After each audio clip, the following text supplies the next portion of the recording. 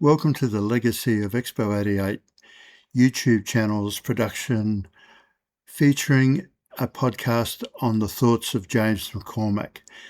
And let's start with a little bit of controversy. The future, who knows? It's all political, John, and it's very complex as to whether you've got the support of a premier or a mayor or a top businessman. You've got to have somebody like that to even push this post-Expo work, the study that you're thinking Yes. So politically, you've got to get the support from behind, like I did years ago, and then it'll take off and be a great re-celebration of something that happened 25 years ago. Well, thank you very much. So as you can see, an incredibly insightful individual. And without further ado, let's get into the amalgamated series of interviews that were done just after James gifted to the John Oxley Library his complete set of papers. Ladies and gentlemen, my name is John McGregor from Foundation Expo 88 and the 25th anniversary of World Expo 88 People's Committee.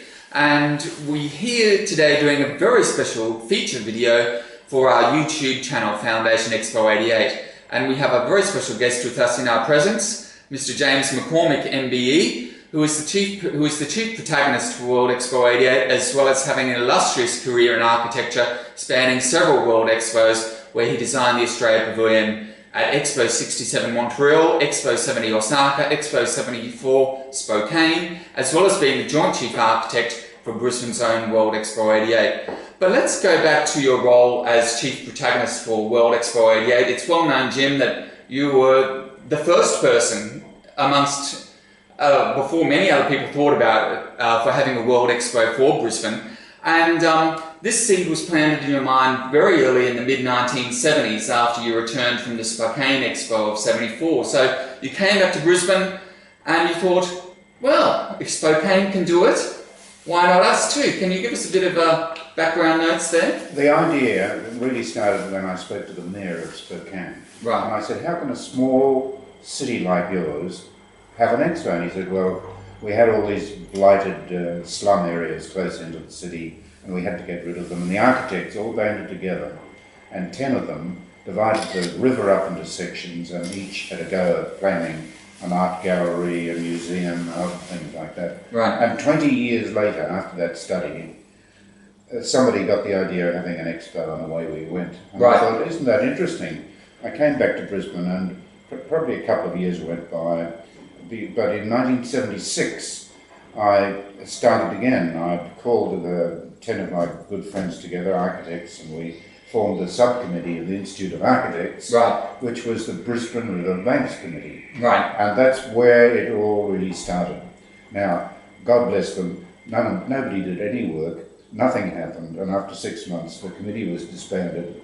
And I thought, heck, I'd like to have done something with my section of the river, Because you had Kangaroo Point, didn't you? which is Kangaroo Point. Right. And I thought, well, what could you put there? And I thought, why in hell, an expo? Let's have an expo. Yes. So I drew a series of sketches, 1976, and this was the birth of the idea. Got it in the Courier Mail and the Canberra Times. Right, really? And a written article followed on that.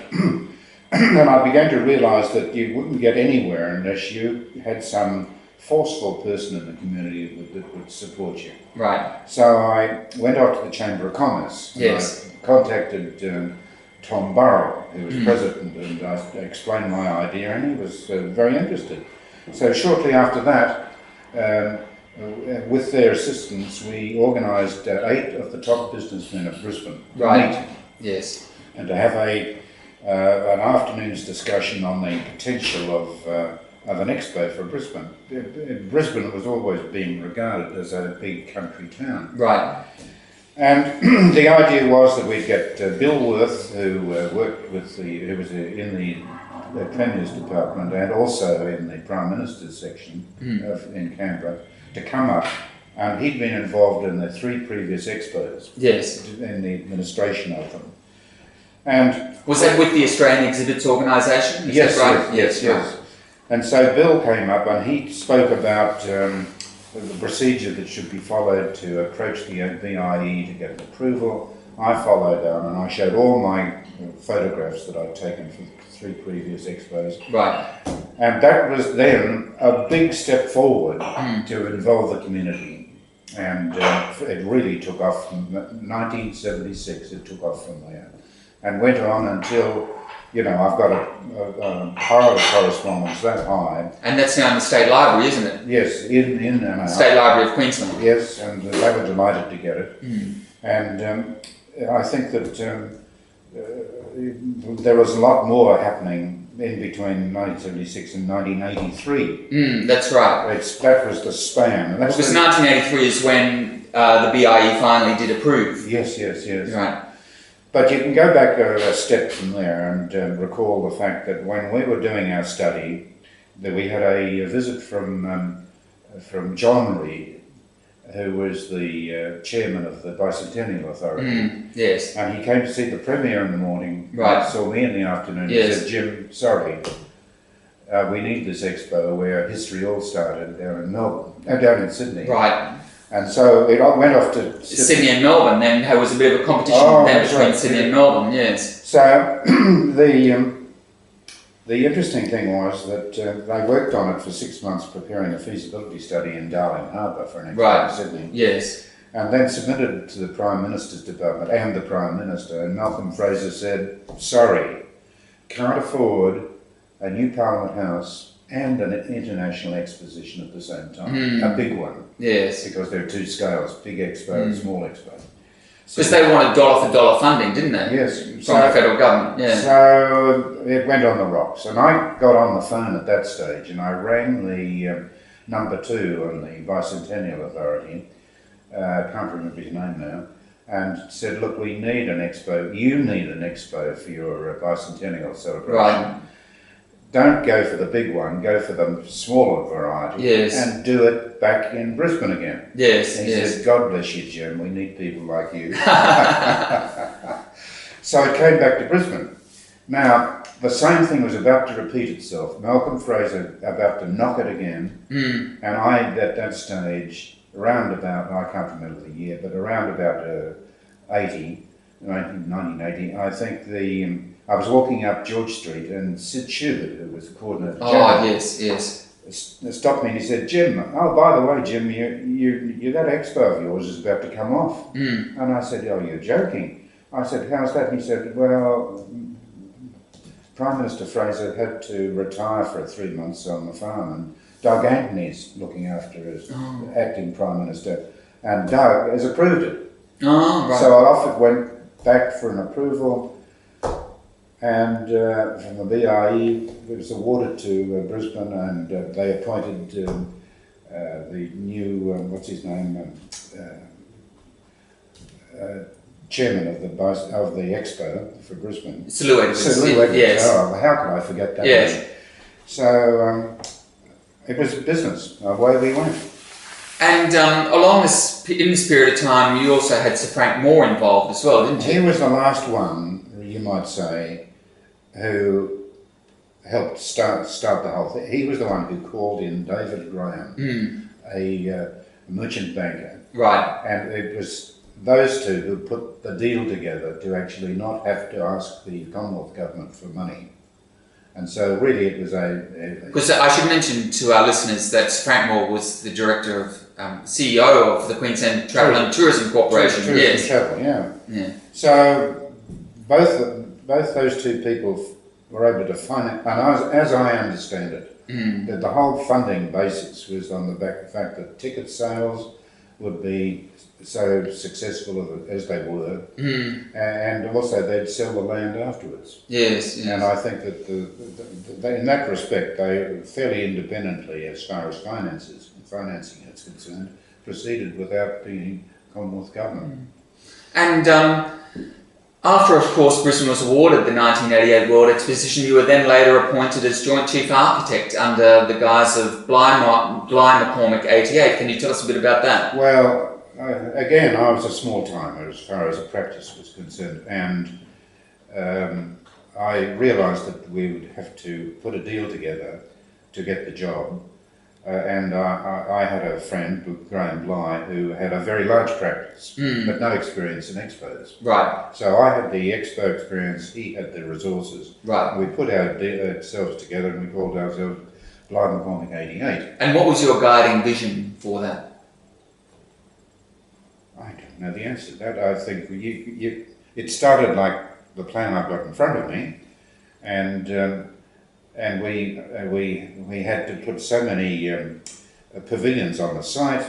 Oh, I might say that there's a big difference between the first classification and the second. Yes. In the case of the second, you have standard buildings provided by the host country, and you fit your exhibits into that. Yes. And so it was a case of shuffling on a master plan where various pavilions would go, and where the Australian pavilion would go, and where the Queensland pavilion. Because there was originally an idea to have a joint Queensland and Australia pavilion, wasn't there, in the same building? Yes. That never got off the ground, though. Yes, and just we're coming to a close now. Just one last question. Do you think Brisbane has done enough in terms of its post-Expo legacy, in terms of city branding? Do you think there's more work we can do to make people aware that Brisbane, yes, did host Expo 88, and what can we do in that regard? Well, that's a difficult question.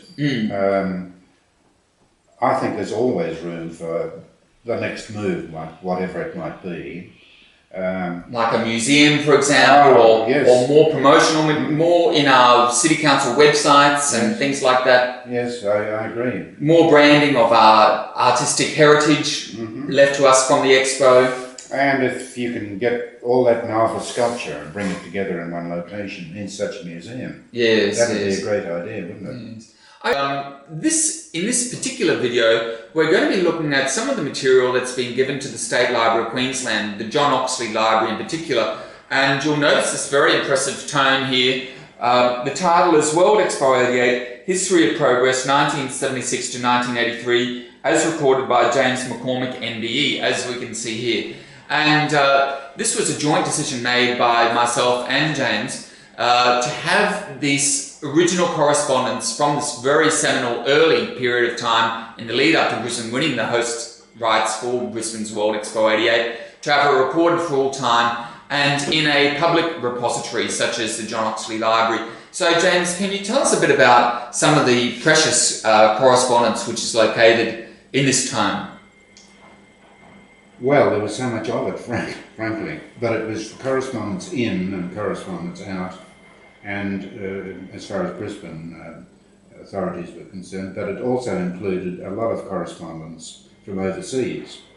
The engineers for the expressway system through the city, Wilbur Smith, were a big American company which had done a couple of expos in America. Yep. And I forget now, Louisiana and somewhere else. Yes. But they were in Brisbane here and they had the background of experience and resources, and I thought, well, I'll get them to help.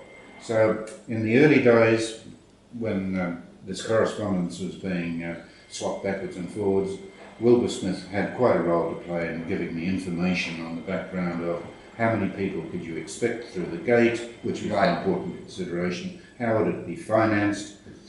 But sadly, their role never continued with all the complications that occurred over the next 8 years and more. Right.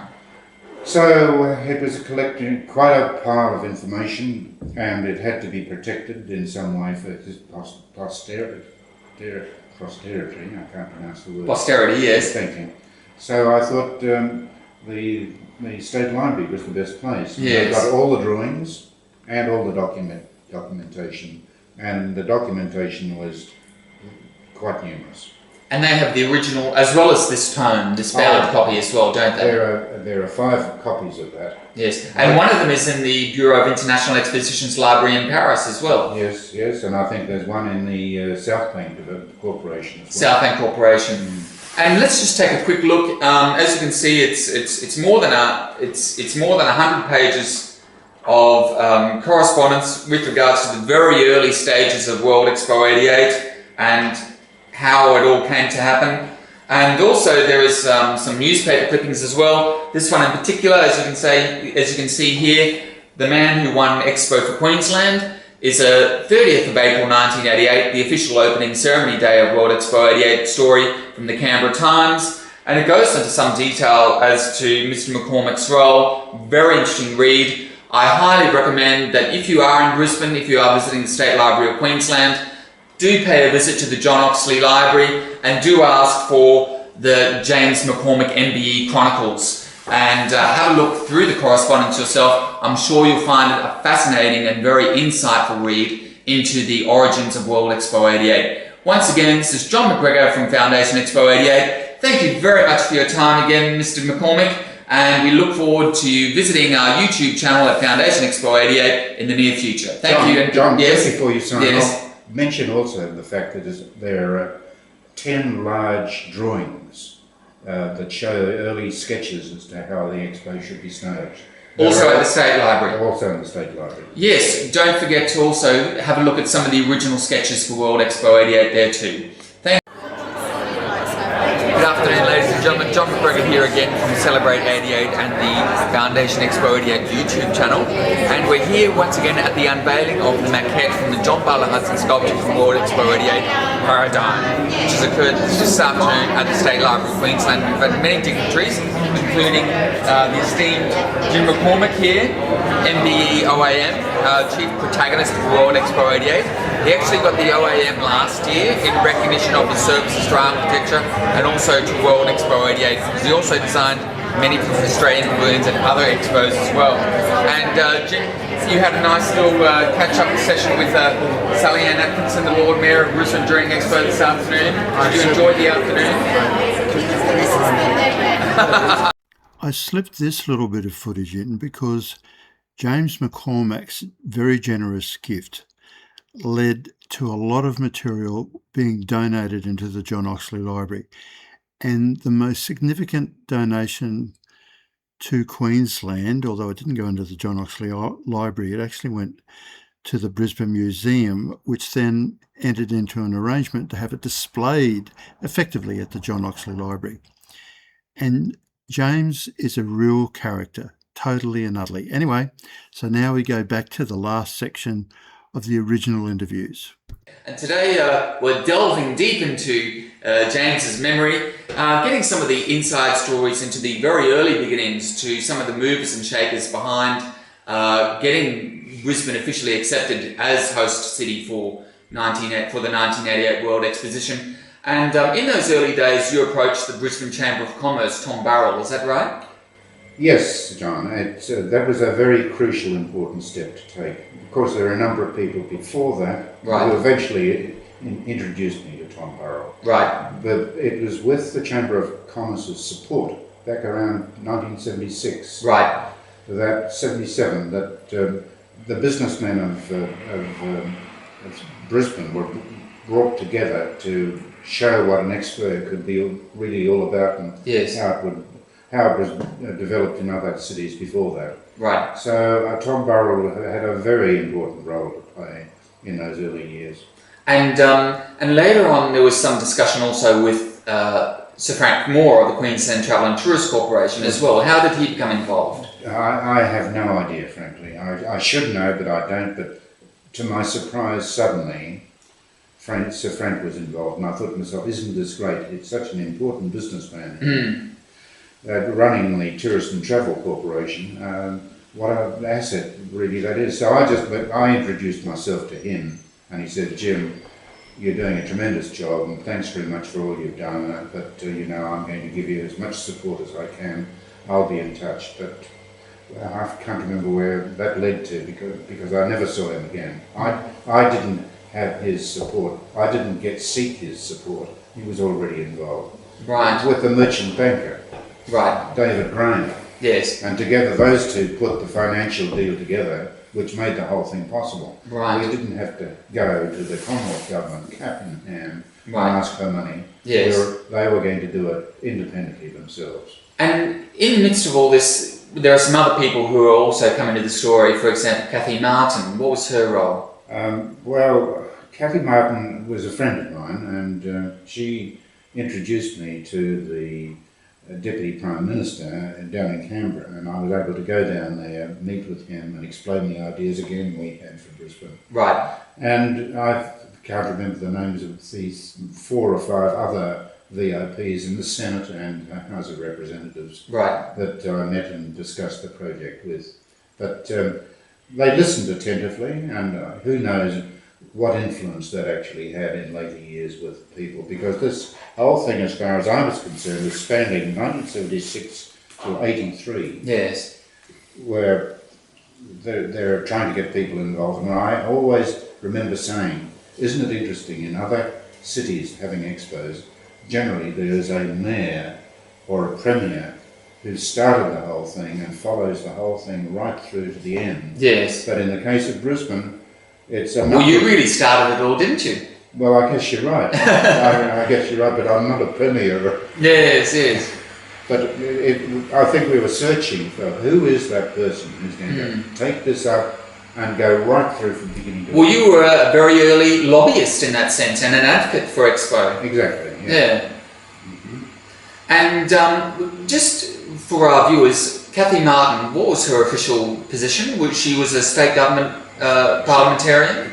She was a... no, she was a... Wait a minute, that's right. I think she was a federal... a federal politician, right. Right. And she introduced you to Phil Lynch, is that right? Yes, yes. And what was his role?